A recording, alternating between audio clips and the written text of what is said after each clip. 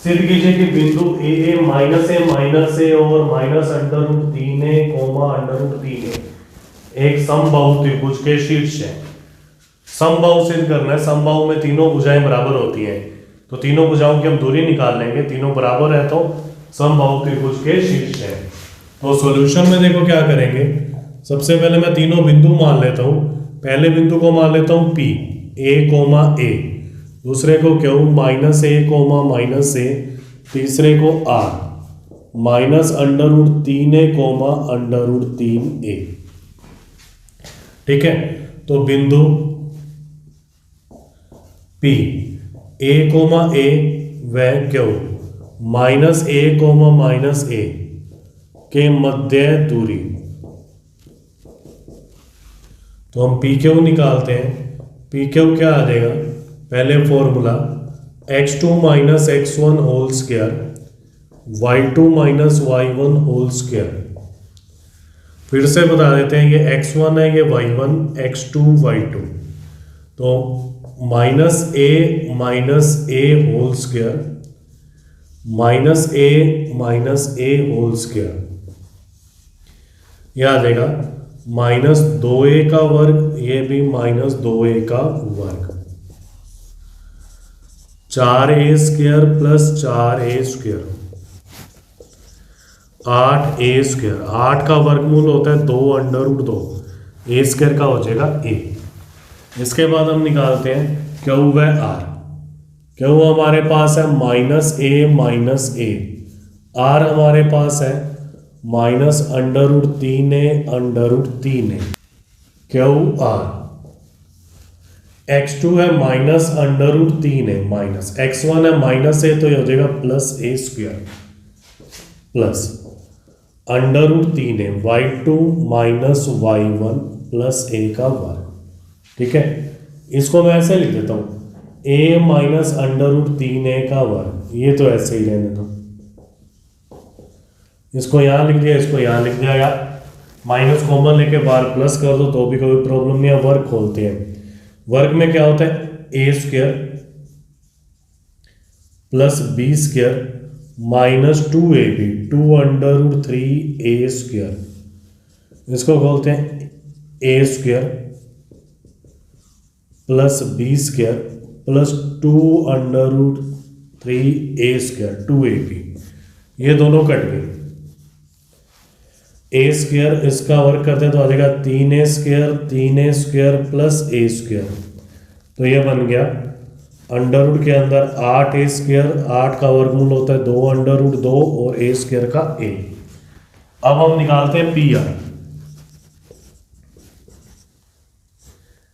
P हमारे पास है a कोमा a, आर हमारे पास है minus under root 3a comma under root 3a। P R निकालते हैं x2 माइनस x1 का वर्ग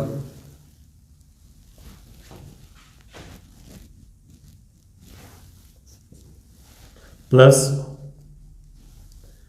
y2 माइनस y1 का वर्ग। अब इसमें ये वाली प्रॉपर्टी लगाएंगे, minus A minus B whole square equal to A plus B whole square. ठीक है,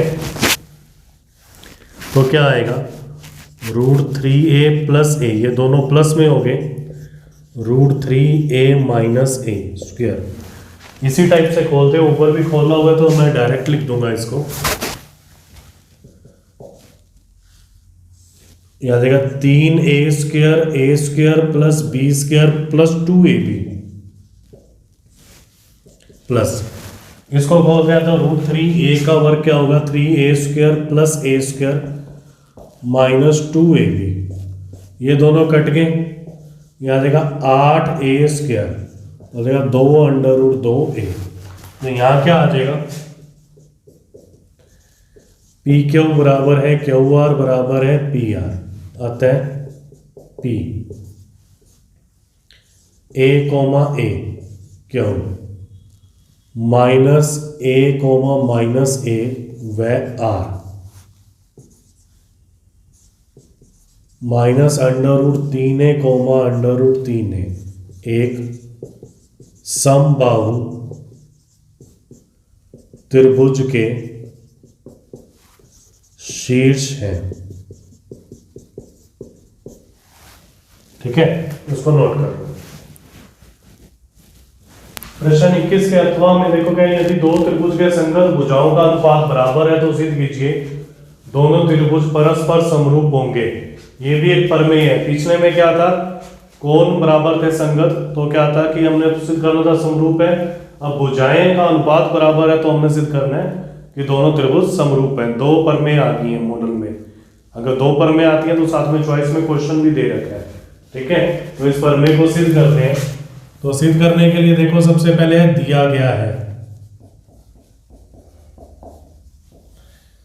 दिया गया हमने क्या है, दो त्रिभुज लेते हैं, त्रिभुज ABC व त्रिभुज DEF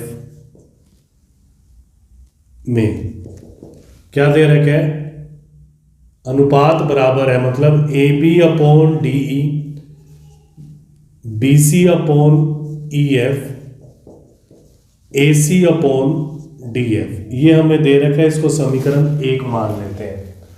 ठीक है, और दो त्रिभुज इस टाइप से लेते हैं। एक त्रिभुज तो है ABC और दूसरा त्रिभुज हम ले लेते हैं DEF। इस समीकरण 1 को बाद में लिखेंगे। ठीक है, इसके बाद है सिद्ध करना है।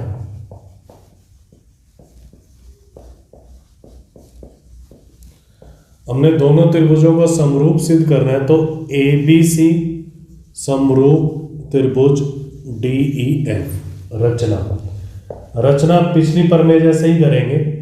रचना में क्या करेंगे, त्रिभुज DEF में ना AB के एक बराबर भुजा ले लेंगे DP और AC के बराबर भुजा ले लेंगे DQ और P और Q को मिला देते हैं।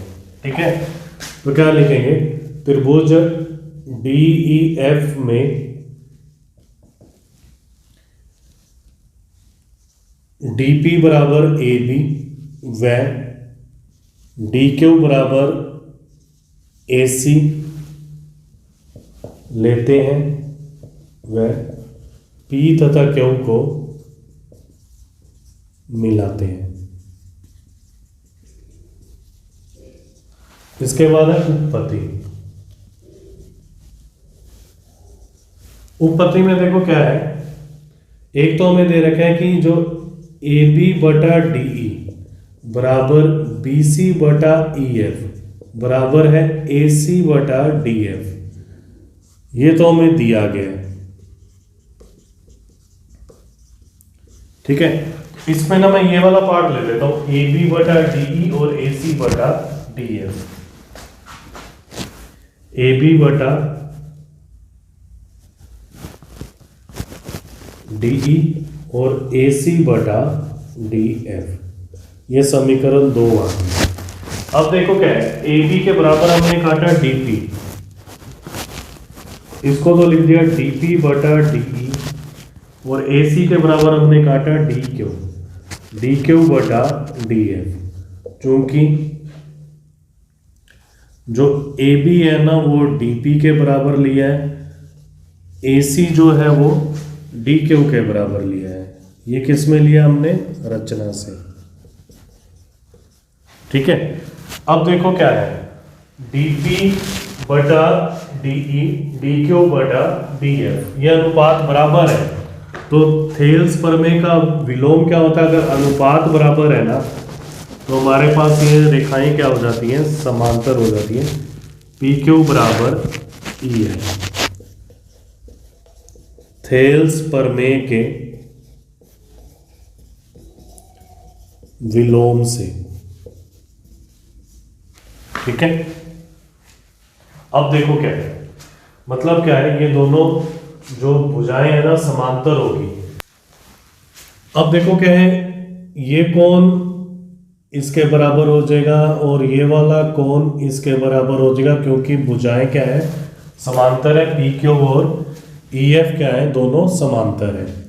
तो मैं लिख सकता हूं कोण DPQ बराबर है कोण E के, डी क्यू पी बराबर है कोण एफ के। इनको कहते हैं संगत कोण। अगर ये कोण बराबर है ना, मतलब ये वाला कोण इसके बराबर है, ये कोण इसके बराबर है, तो मतलब जो छोटा त्रिभुज है और बड़ा त्रिभुज है ये दोनों क्या हो जाएंगे, समरूप हो जाएंगे। त्रिभुज डी पी क्यू समरूप है त्रिभुज डी ई एफ के। इसको समीकरण 3 लिख देते हैं ए नियम से। तो इनकी भुजाओं का अनुपात भी बराबर होगा dp बटा डी बराबर पी क्यू बटा ई एफ डी क्यू बटा डी एफ। तो क्या होगा, अब मैं लेके चलता हूं dp बटा डी पी क्यू बटा ई एफ। इस dp की जगह हम ए बी लिख सकते हैं, तो आ जाएगा ए बी बटा डी पी क्यू बटा ई एफ। क्यों लिखा है, चूंकि dp बराबर है ए बी के, ये है रचना से।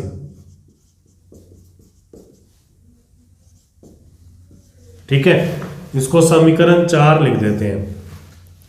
जो ए बी बटा डी है ना, ये बी सी बटा ई एफ के भी बराबर है, तो इन दोनों के नीचे ई एफ है।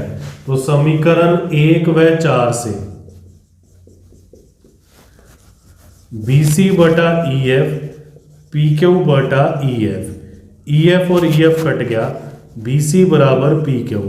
ऐसा इसलिए किया है कि बी सी बराबर पी क्यू दोनों हमने बराबर सिद्ध कर दिए। बराबर सिद्ध कर दिया तो देखो क्या है, ये वाली भुजा इसके बराबर है, ये इसके बराबर है, ये दोनों बराबर है, तो दोनों त्रिभुज क्या हो गए, सर्वांगसम हो गए। और जो त्रिभुज सर्वांगसम होते हैं ना, वो समरूप भी होते हैं। तो मतलब ये वाला त्रिभुज इसके समरूप है और छोटे वाला त्रिभुज बड़े वाले त्रिभुज के समरूप सिद्ध कर दिया, तो ए बी सी और ये डी ई एफ दोनों समरूप हो जाएंगे। क्लियर है? तो मैं इसके आगे करता हूं। त्रिभुज ए बी सी व त्रिभुज डी पी क्यू में पहले तो है ए बी बराबर डी पी, फिर है ए सी बराबर डी क्यू, ये दोनों तो रचना से हैं। और तीसरा है बी सी बराबर है पी क्यू के, ये समीकरण 5 से। इससे क्या हो जाएगा, त्रिभुज जो ए बी सी है ये सर्वांगसम हो जाएगा त्रिभुज डी पी क्यू के। किस लिए, एस एस एस सर्वांगसम नियम से। अगर ये दोनों त्रिभुज सर्वांगसम है ना, तो त्रिभुज ए बी सी ये समरूप हो जाएगा डी पी क्यू के, चूंकि सर्वांगसम त्रिभुज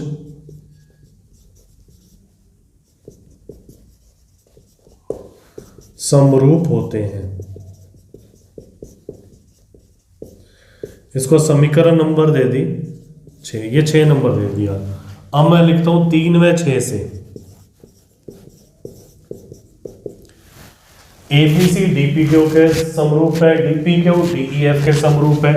तो मैं लिख सकता हूं त्रिभुज ए बी सी समरूप है त्रिभुज डी ई एफ के। ठीक है, इति सिद्धम। इसको नोट करना है हमने। देखो किया क्या है हमने स्टार्टिंग से, फिर से समझ लो। ये दो त्रिभुज हैं, इनकी भुजाओं के अनुपात बराबर देने के हमने इनको समरूप सिद्ध करना है। ठीक है, तो हम क्या करेंगे, जो ये त्रिभुज है ना, इसमें एक डीपी और डी क्यू भुजा ए बी और ए सी के बराबर ले लेते हैं। तो हमारा काम क्या होगा कि जो ए बी और डी था, अब इसको क्या लिखेंगे, डीपी बटा डी डी क्यू बटा डी एफ। तो ये दोनों भुजाएं समांतर हो जाएंगी, तो इनके कोण क्या हो जाएंगे, बराबर हो जाएंगे। अगर दो त्रिभुज के दो कोण बराबर है तो ए समरूपता लग जाती है। तो ये छोटा त्रिभुज और बड़ा त्रिभुज ये क्या हो गया, समरूप हो गया। समरूप हो गया तो इनकी भुजाओं का अनुपात बराबर हो गया।